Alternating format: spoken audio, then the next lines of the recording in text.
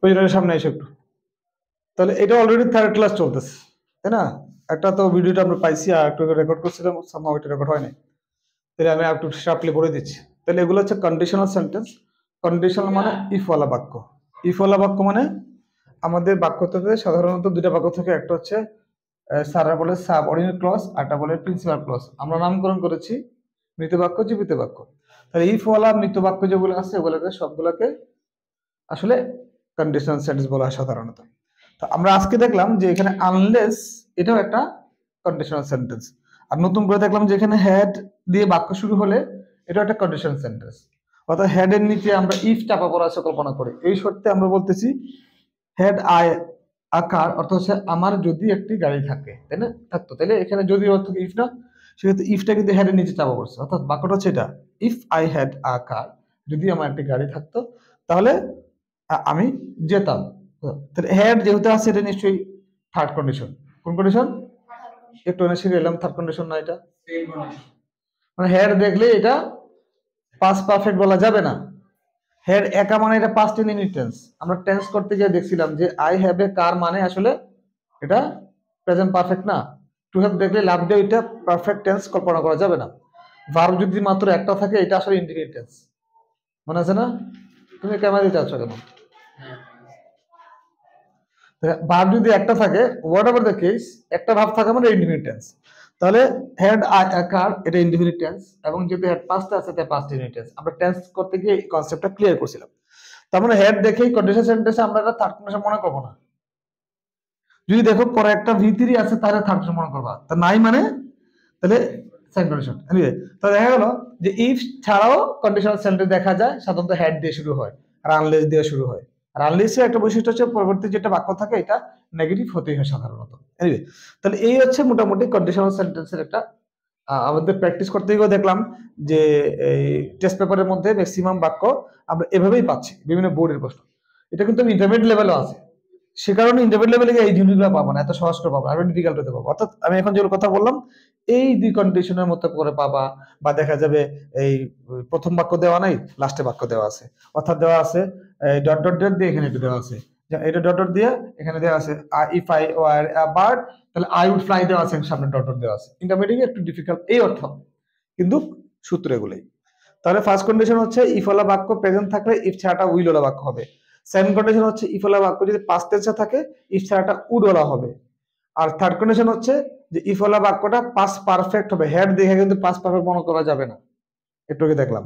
তাহলে third condition হচ্ছে if ওয়ালা বাক্যটা যদি পাস্ট পারফেক্ট থাকে ইফ ছাড়াটা হবে উড হ্যাভ ওয়ালা বাক্য। আমি নাম দিয়েছি ফিউচার পাস্ট পারফেক্ট, তাই না? এনিওয়ে, এই তিন কন্ডিশনের আলোকে আমরা এগুলো এখন মিলাবো যেগুলো আমরা টেস্ট পেপারে পেলাম। তাহলে আনলেস উই ওয়ার্ক ইউনাইটেডলি, আমরা যদি একত্রিতভাবে কাজ না করি তাহলে একটা ফিউচার টেন্স হবে আর নেগেটিভ হবে হচ্ছে আনলেস থাকলে। তাহলে ফার্স্ট কন্ডিশনের সাথেও যায়, unless we work unitedly we will fail, এটা নেগেটিভ ওয়ার্ড কিন্তু, or we will not pass. কথা ক্লিয়ার? এটা যদি সেকেন্ড কন্ডিশন কিন্তু if we work hard, sorry if we work unitedly, তাহলে কিন্তু উড হইতো। তাহলে কন্ডিশন সেকেন্ড কন্ডিশন এখানে হয়। Anyway, if I were a bird, তাহলে এটা ওয়ার আছে নিশ্চয়ই থার্ড কন্ডিশন, তাই না? থার্ড কন্ডিশন মাথা তো বুঝানো যাইতে হবে, সেকেন্ড কন্ডিশন, তাই না? তাহলে if I were a bird I would fly, could fly might fly. তার মানে উড যে কথা, উড মাইট এক কথা, উইল যে কথা, মে শেল, তারপরে মে মাইট না, এগুলো এক কথা। উইল মে এটা কি ক্যান, ঠিক আছে? এই তিনটা আছে সাধারণত থাকে। তা আমরা কল্পনা করবো শুধু উইল, এই তিনটা আনলে মাথা মাঝে লোড পড়তে পারে, সময় কাজের সময় ঠিক বুঝে যাবো উইল মে আর ক্যান একই ক্যারেক্টারে। তাহলে পাস্ট কি হবে? কুড এর জায়গায় কুড হইতে পারে, মাইট হইতে পারে, ঠিক আছে? তাহলে এটা ইফ আই হ্যাড বিন, এটা হইছে if I had a bird I would fly, could fly বা might fly. If I had been sincere to my studies, আমি যদি আমার পড়ালেখা আমি সিরিয়াস হতাম বা মনোযোগী থাকতাম, তাহলে হ্যাড বিন দেখে বুঝতে পারছি থার্ড কন্ডিশন। তার মানে এটা হবে answer, if I had been sincere to my studies I would have passed, I could have passed, might have passed. তোমার ইচ্ছা, তুমি উড দিলেই সেফ থাকবে, অন্য কিছু গেলে আবার ব্রেইনে প্রেসার পড়তে পারে। যে ভাবটা আনতে হবে ওইটা হবে ভিতরে হতে হবে, তাহলে আই তাহলে কি হচ্ছে কুড হ্যাভ বা মাইট have past, or I could have made a good result. I could have make good result না made বলতে হবে তাই না? If you are up and doing study, তুমি যদি পড়ালেখায় এই আছি এই নাই, up and doing মানে হ্যাঁ তোমার এই পড়ছি না এগুলা এই এলোমেলো করা, তাহলে ফার্স্ট কন্ডিশনে যায়, ফার্স্ট কন্ডিশনের সাথে যায় যেহেতু আর আছে, তাহলে if you are up and doing in study you will definitely fail. Definitely পরীক্ষা না দিলে অবশ্যই তা নাম্বারটা পাওয়া যাবে না। ভুল বলছি, এটা প্যারা, তুমি দিলে ভালো, না দিলে কোনো প্রবলেম নাই। তোমার আসল কি জিনিস উইল থাকতে হবে। অর্থাৎ if you are up and doing in study you will definitely fail, যে কথা ইউ উইল ফেল এক কথা, অর্থাৎ ডেফিনেটলি দিতে হবে, লাগাই দিবা না। তারপরে কঠিন সেন্টেন্স কল্পনা করবো না, I want to say this, তুমি ওইটাই যে কল্পনা করবা, যে খেয়াল করো তোমার এখানে উইল বসাইলে কোনটা কোনটা তোমার জন্য সহজ হয়ে যায়। You will definitely fail, definitely unnecessary আমার জন্য, বিকজ আমার এই নাম্বার, এটার জন্য আমার নাম্বার কাটাও যাবে না, আলাদা বেশি নাম্বারও দিবে না। What is the target of the answer here? I should get the marks. তাহলে কি করতে হবে? You have to be right in grammar. কথা ক্লিয়ার? 10টা if a student mixes with evil company, evil মানে খারাপ কোম্পানি মানে সাথী, যদি মিক্স দেখে বুঝতে পারছি এটা ফার্স্ট কন্ডিশন তাই না? তো একজন ছাত্র যদি খারাপ সাথীদের সাথে মিশে, he will not pass or he will fail, টুক দিলেও হয়, আরো ক্লারিফাই করার জন্য he will fail in the exam, বা he may not be a good student, or he may be in trouble in future, কত কিছু দেওয়া যায়, কিন্তু আমার আসলে কাজ কোথায়? উইল বা মে বা ক্যান। কথা clear? If the sky is cloudy, যদি আকাশ যদি মেঘাচ্ছন্ন হয়, I will not go out, I may not go out, I cannot go out, তোমার ইচ্ছা যা করে দিবা। তাহলে এটা ফার্স্ট কন্ডিশন, ক্যান মে বা উইল দিয়ে করবা, ঠিক আছে? আর ক্যান মে উইল দিলে পরবর্তী যে ভাবটা আসবে এটা অবশ্যই ভিত্তি হতে হবে। কি হতে হবে? মনোযোগ কই, ভিত্তি লাগবে, বেস ফর্ম হবে। এই যে উইল মে মাইট এগুলোর পরে কি বেস ফর্ম থাকে না? তাহলে উইল ক্যান মে উল্টা পাল্টা জিজ্ঞেস করবো, বি কেয়ারফুল, সাবধান থেকো, রেকর্ড হইতেছে, নাম শুনতে যাবো, নাম কই দিন করে দিলে। তার মানে আমাদের এই যে উইল ক্যান কুড মে মাইট এদের পরে যে ভাবটা আসবে এটা বেস ফর্ম হবে। কিন্তু এইখানে কি হবে? এই যে হ্যাভ যেহেতু আছে বেস হবে না, কিন্তু এখানে ভিতরে আসবে, মানে থার্ড কন্ডিশনে খেয়াল রাখতে হবে, ঠিক আছে? তাহলে কি হচ্ছে কত? 10টা। If the sky is cloudy I will not go out, go base form না? হ্যাঁ, উইল আনতে হবে, খেয়াল করতে হবে তুমি ভাবটা যে আনতেছো এটা যেন বেস থাকে। তাহলে তুমি বি ভাব দাও, I will be happy, be দিছো কিন্তু, তাই না? Fine. If I had seen you, past perfect, তাহলে সে উড হ্যাভ দিতে হবে, I would have called you, I would have invited you, I would have helped you, I would have, আর কত কিছু তুমি যাই জানো কল্পনা করতে would have থাকবে, এবং যে ভার্বটা নিয়ে আসবে এটা যেন অবশ্যই বেস ফর্ম হয়। এটা কি হতে হবে? নো হবে, এটা কোন ফর্ম হবে? would have এর পরে যে ভার্বটা নিয়ে আসবে কল্পনা করে, এটা কি হবে? হতে হবে V3 হতে হবে। কি চিন্তা করতেছো? ঠিক আছে? তাহলে উড হ্যাভ তো হতেই হবে, এবং যে ভার্বটা তুমি কল্পনা করতেছো ভার্বটা অবশ্যই তোমার বেস ফর্মে থাকতেই হবে। বেঁচে থাকবে কোথায় থাকবে? V3 হবে, যেহেতু এখানে উড হ্যাভ আছে তার মানে অবশ্যই ভার্বটা V3 হতে হবে। কথা clear? If I had been you, I would have called you. I would have helped the poor. I would have given money to the poor baby. অনেক কিছু।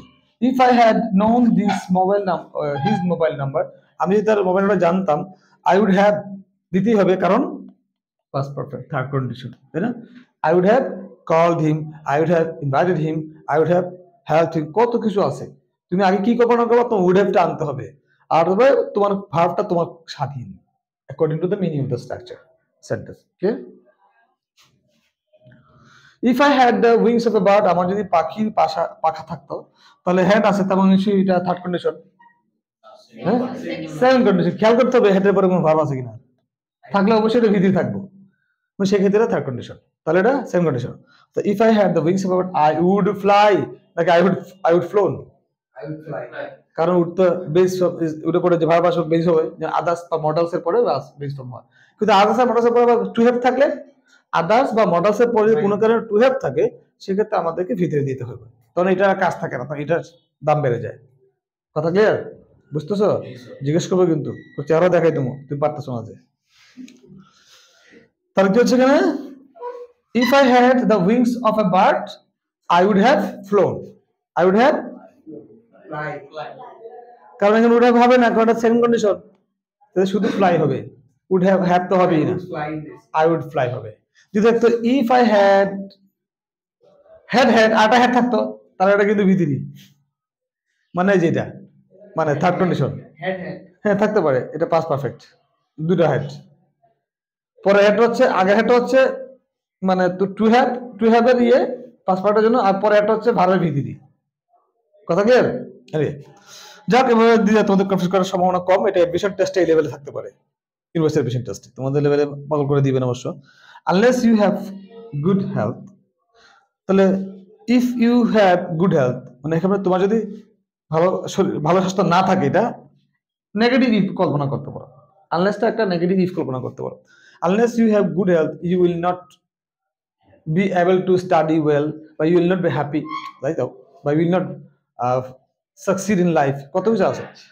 আনলেস দিয়ে বাক্যটা হলে কি হতে হবে, গোতাগতি করবে না কিন্তু, চেহারা দেখাই দিব মোবাইলের মধ্যে। আনলেস থাকার অর্থ হচ্ছে কি, এটা পরবর্তী যে বাক্যটা আসবে এটা নেগেটিভ হবে, ফিউচারে হবে যদি প্রেজেন্ট থাকে, মানে ফার্স্ট কন্ডিশনে কাজ করবে, সেকেন্ড কন্ডিশনে কাজ করতে পারে, নাথিং নিউ, নতুন কিছু না, এটা কিন্তু কন্ডিশনের মধ্যেই পড়ে।